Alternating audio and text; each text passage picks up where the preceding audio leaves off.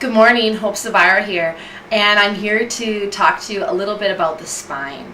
Now, for many of us, we're using cues, and I'm a yoga teacher, and so many of us using cues like wide arms, flat back, fold forward, or inhale, flat back, rise up, and then we extend and crunch the little part of our smaller lower back. And what I'm posing today is maybe these aren't such great ways to approach the spine. When we think about the spine, first of all, we have to know about the spine. And when I first started teaching yoga, I loved the teacher training I went through, but I always joke that my anatomy was probably in French because I don't remember a whole lot of it. So because of that, I really try to make it a point in my teachings and when I teach teachers to try to make anatomy as user-friendly as possible. When we think about the spines, we want to think about in sections. Okay, so we first have our cervical spine, which is 7 vertebrae. And when we think about the vertebrae, this is a unique area of the body because the first 2 vertebrae, it's kind of like a peg in a hole. So the first vertebrae looks like a hole, and then the second vertebrae looks like a peg. And this part of the spine is made this way so the head can pivot and turn up and down. Now, no other vertebrae can do such a thing, so this is a really important part of the spine. The second part of the spine is going to be the thoracic region. This is the torso region. And this area is 12 vertebrae, thoracic T12, 1 through 12, is mainly important because the vertebrae help interlock the rib cage with the sternum and help protect the lungs and heart. So it's not as mobile as other areas would be for a very valuable reason.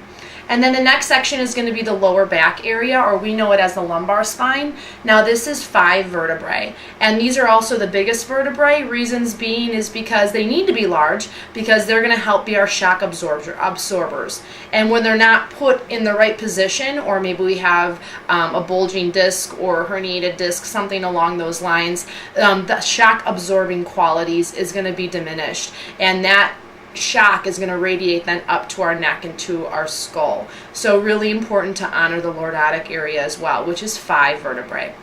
Then we get into the sacral area, and I always tell people the sacrum feels like a flat plate on your back body, and it connects with the ilium to create one big oscillating ring.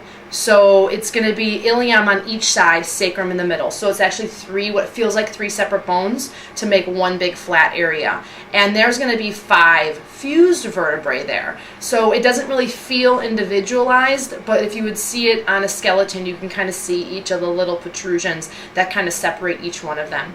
And that's going to be important because it makes one big oscillating ring called the pelvic girdle.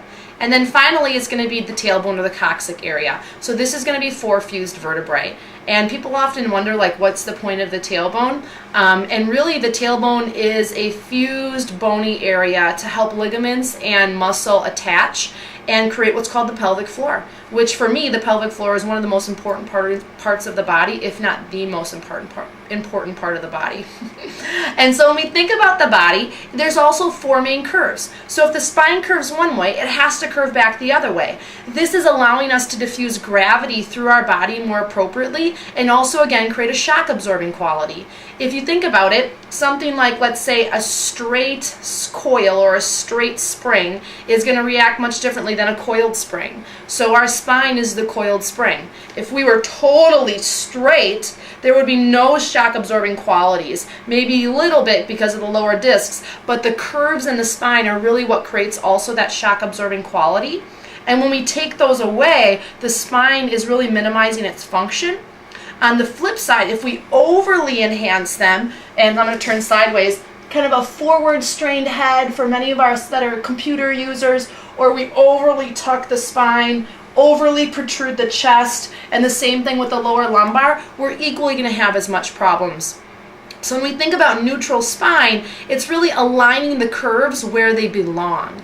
Understanding that once we learn neutral, we then learn how to move through neutral. So this is really important. So once I learn pubis bone and hip bones run parallel with the front wall, which allows me to bring back my lower lumbar spine and allowing the front ribs just to relax down slightly more, allowing me to bring my thoracic into place, and then drawing the chin more parallel with the floor so the ears lie somewhat in line with the shoulders is going to help me bring my cervical spine back into play. That being said, it doesn't mean that we move around like this all day long, but rather as as we try to retrain the body where it belongs again, then when we move during the day and reach for something and twist, bend, and hinge, our spine is going to be much more apt to move appropriately and in a much more healthy manner. So today I want to encourage you to think about the spine. If you're a teacher, please, please, please stop using cues like flat back or navel the spine or press your back into the floor. These cues are not only misleading, but they are doing more harm than good. Thinking about other things like rolling up, using the integrity of the pelvic core, rolling towards the floor. Thinking of, instead of sweeping the arms straight up in front, try bending the arms and extending up. This is going to allow the shoulders to move into their sockets and help the rib cage stay where it belongs, which then allows the thoracic spine to stay where it belongs. So when you think about how you're moving, think, why am I teaching my students to move this way? Or why am I as a student moving this way? And if you don't know why, start to ask. For more information, visit my website at hopezvara.com, and I really hope you stay in touch with me. I have an awesome YouTube page, Hope Zvara. Definitely check that out. And as well as I blog post regularly and on Facebook, Core Functional Fitness by Hope Zvara. I can't wait to hear from you. From my heart to yours, from my soul to yours, namaste.